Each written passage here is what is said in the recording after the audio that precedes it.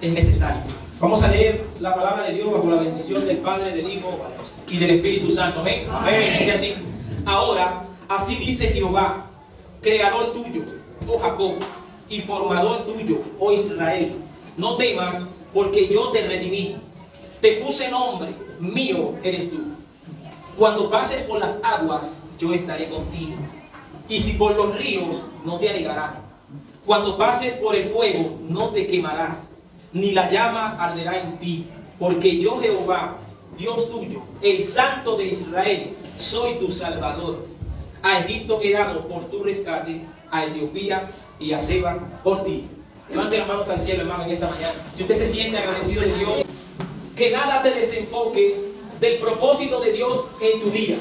Amén. Y de Cristo en mí. Ahí donde podemos entender, pasamos de muerte a vida. ¿Por qué? Porque empezamos a entender qué es lo que Dios quiere hacer en este tiempo. A su nombre. Entonces nosotros nos encerramos a veces en nuestras dificultades, en nuestro desierto, en nuestro problema.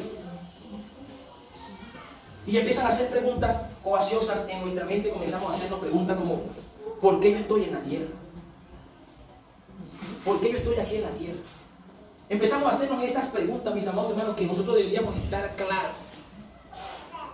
Y nosotros no podemos encontrar sentidos en nuestras vidas centrándonos en nosotros mismos. Nosotros no podemos encontrar sentido en nuestras vidas centrándonos en nuestros propios problemas.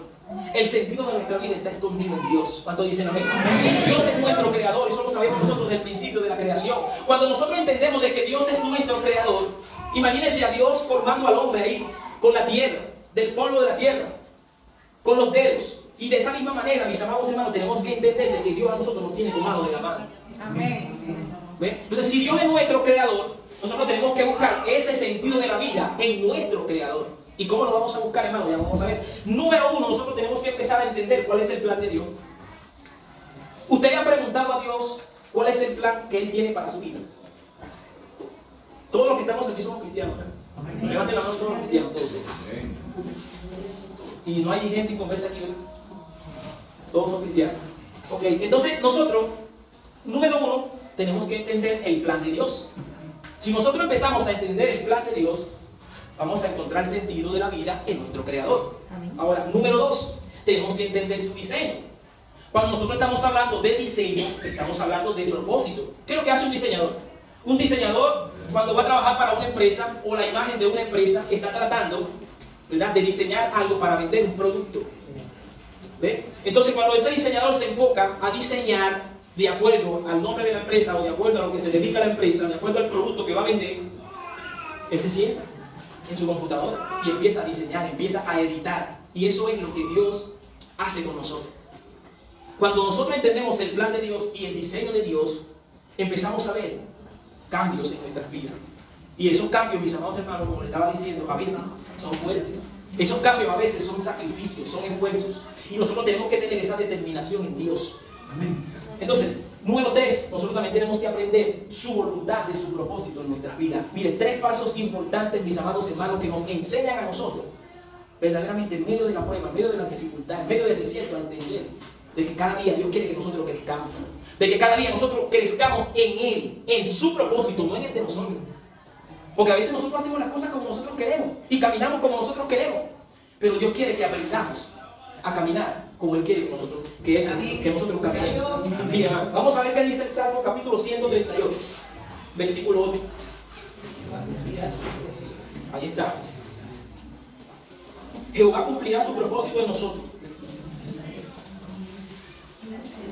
Salmo capítulo 138, versículo 8, dice de la siguiente manera: Jehová cumplirá su propósito en mí. ¿Cuántas veces usted le ha dicho eso a Dios? Amén. Yo sé que tú vas a cumplir tu propósito en mí. Amén. Y como decía el hermano que estaba cantando, yo lo voy a ver. Amén. Lo voy a ver.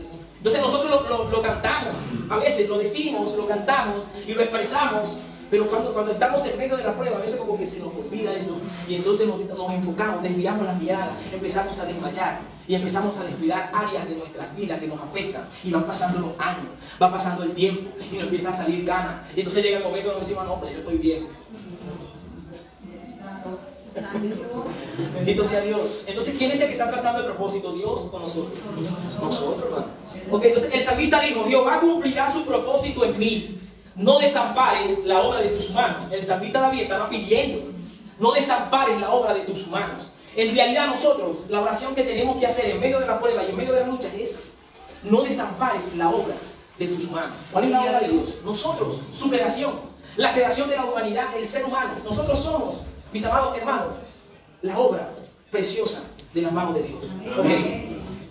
Ahora vámonos al 139. Vamos a ver, en el versículo 1 en adelante, vamos a ver. Oh Jehová, tú me has examinado y conocido. En otra parte David dijo, tú me conoces desde el vientre de mi madre, ¿verdad que sí? Ok. Tú has conocido mi sentarme y mi levantarme. Cuando te acuestas en la noche y cuando te levantas al día siguiente, Dios sabe todas las cosas. Dios, o sea, Dios está diciendo de que Él conoce tu intimidad. Ok. Has escudriñado mi andar y mi reposo, y todos mis caminos te son conocidos, pues aún no está la palabra en mi lengua. Y he aquí, oh Jehová, tú las sabes todas. Detrás y delante me rodeaste, y sobre mí pusiste tu mano. Tal conocimiento es demasiado maravilloso para mí. Tal conocimiento es demasiado maravilloso para mí. Alto es, no lo puedo comprender. Y eso es lo que pasa con nosotros a veces. Nos encerramos ahí en el problema. No queremos hablar con el hermano. No queremos compartir a veces. A veces hacemos malas contestaciones. ¿Ve? Y de ahí donde él empieza a decir, ¿a dónde me iré de tu presencia? Haciendo una pregunta, ¿a dónde me iré de tu presencia? O sea, yo me imagino que en ese momento ya él no tenía para dónde agarrar.